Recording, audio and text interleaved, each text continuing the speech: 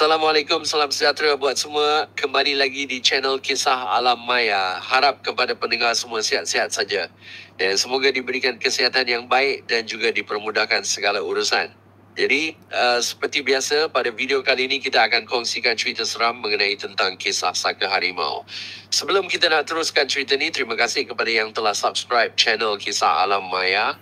Dan kepada yang baru saja hadir di channel ni, jangan lupa untuk tekan butang like, subscribe dan tekan butang loceng di bawah untuk dapatkan notification untuk update video-video terbaru nanti. Jadi tanpa membuang masa, kita teruskan dengan cerita saka harimau. Kau pernah dengar tak pasal saka harimau? Benda ni bukan dongeng, bukan cerita rekaan semata. Aku nak cerita satu kisah benar yang jadi dekat kampung aku sendiri. Arwah Pak Din, orang tua kampung yang semua orang hormat. Zaman mudanya, orang cakap dia kuat luar biasa. Kalau tolong angkat batang balak pun 5 orang tak lawan tenaga dia seorang. Tapi orang tua-tua dulu ada cakap, kekuatan luar biasa tu tak datang saja-saja. Lepas Pak Din meninggal, anak sulung dia, Azhar, mula berubah. Dulu kerja kilang, senyap orangnya. Tapi makin lama makin pendiam. Dan malam-malam jiran-jiran mula dengar bunyi mengaum dari rumah dia. Bukan bunyi manusia, tapi bunyi macam harimau. Orang kampung dah mula risau. Ada yang nampak Azhar keluar malam berjalan dekat tepi kebun pisang, tapi cara dia jalan tu lain. Macam bukan manusia. Jalan membongkok, mata merah, dan setiap kali dia lintas, anjing semua senyap masuk bawah kolong. Satu malam tu, Tok Imam datang rumah Azhar. Dia ajak berbual elok-elok, tanya pasal saka.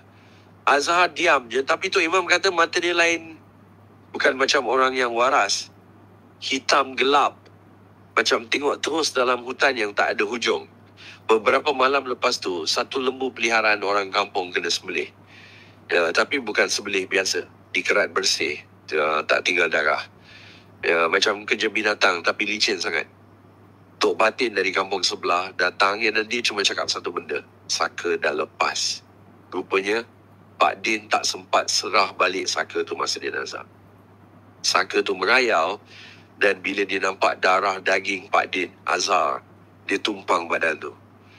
Bila saka harimau ni dah masuk susana halau. Sebab dia bukan sekadar jin biasa. Dia saka keturunan dan dia dah lama tunggu pewaris. Azhar hilang sejak 2 minggu lepas. Ada yang kata dia lari. Tapi malam-malam, orang kampung masih dengar bunyi mengaum dari dalam hutan. Dan setiap kali dengar bunyi itu, semua tutup tingkap. Sebab orang tua-tua cakap, kalau kau dengar dia dekat, maknanya dia jauh. Tapi kalau bunyi dia sayup, itu tandanya dia dah dekat sangat. Malam ketiga sejak Azhar hilang, ya, suasana kampung makin sunyi. Yang biasanya bunyi cengkerik, anjing, burung hantu lah, semua tu jadi muzik malam. Tapi malam tu semua senyap. Macam hutan tengah tahan nafas. Tok Imam dengan 2-3 orang kampung buat bacaan Yasin kat surau. Tengah baca, tiba-tiba lampu kelip-kelip macam ada benda lalu luar surau. Budak surau, si Aiman, cakap dia nampak bayang besar tapi jalan 4 kaki. Esok pagi dekat halaman surau ada jejak kaki. Tapi yang pelik, satu jejak harimau, satu lagi jejak manusia. Dua jalan seiring. Macam satu jasad, 2 roh. Tok Batin datang lagi.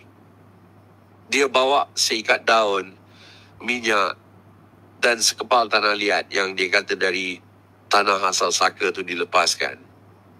Malam tu, dia ajak orang kampung buat bulatan nak panggil balik roh saka tu. Waktu dia baca mentera, angin mula kuat. Pokok-pokok tepi surau bergegar. Tapi yang paling tak boleh lupa, bau. Macam bangkai bercampur darah.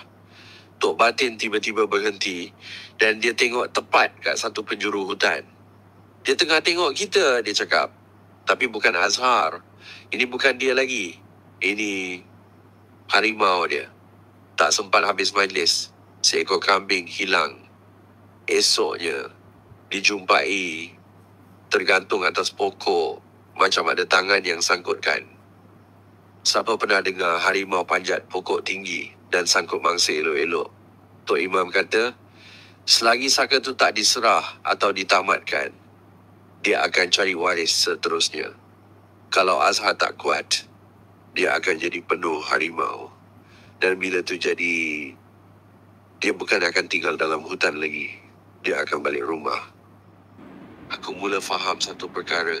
Bila sesuatu diwariskan dalam diam, ia bukan sekadar harta. Ia boleh jadi sumpah. Malam keempat aku di rumah pusaka Tok Teh. Anginnya sejuk lain macam. Langit gelap pekat, macam ditutup langsir hitam. Tak ada bintang, tak ada bunyi. Malam tu, tak ada langsung suara cengkerik. Sunyi yang macam tu bukan sunyi biasa. Itu sunyi yang datang bila alam tahu ada sesuatu yang menyimpang.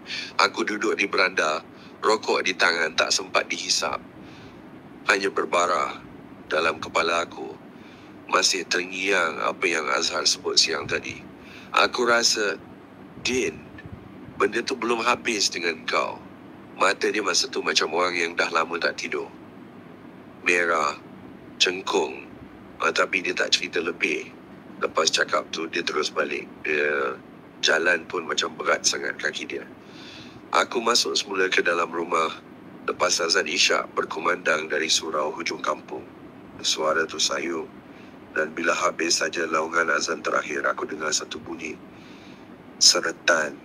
Macam kuku atau cakar digesi atas kayu. Aku berhenti di tengah ruang tamu.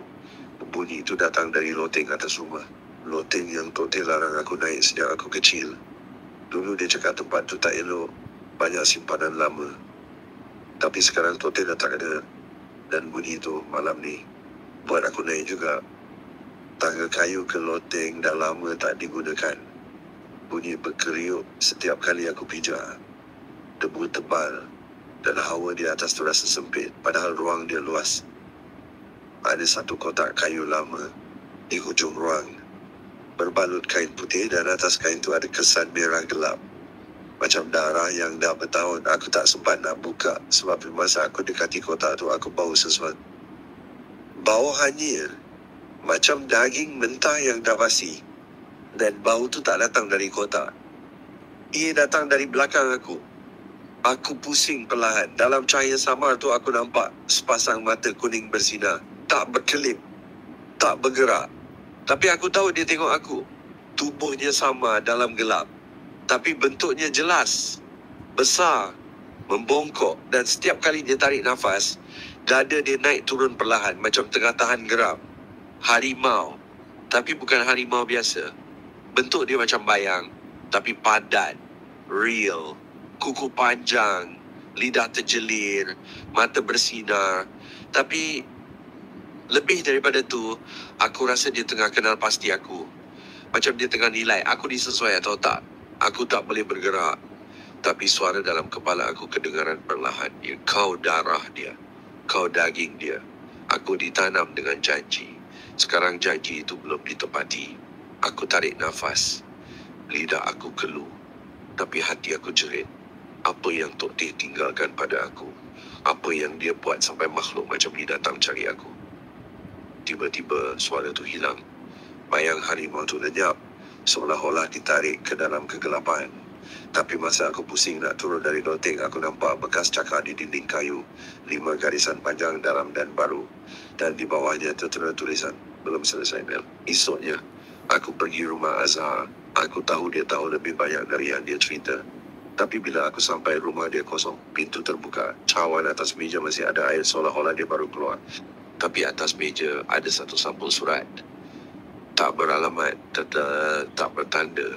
Cuma ada nama aku. Din. Aku buka. Dalamnya cuma sekeping kertas buruk. Tulisan tangan Azhar. Aku cam sangat. Aku minta maaf. Aku tahu rahsia Tok Teh lebih awal dari kau. Dan sekarang, dia datang pada kita berdua. Kalau aku tak balik malam ni, jangan datang cari aku. Jangan buka loteng lagi. Kalau kau buka, dia takkan berhenti. Malam keempat tu, aku tak tidur. Sebab sekarang aku tahu apa yang aku warisi. Bukan sekadar darah, tetapi perjanjian lama yang tak pernah padam.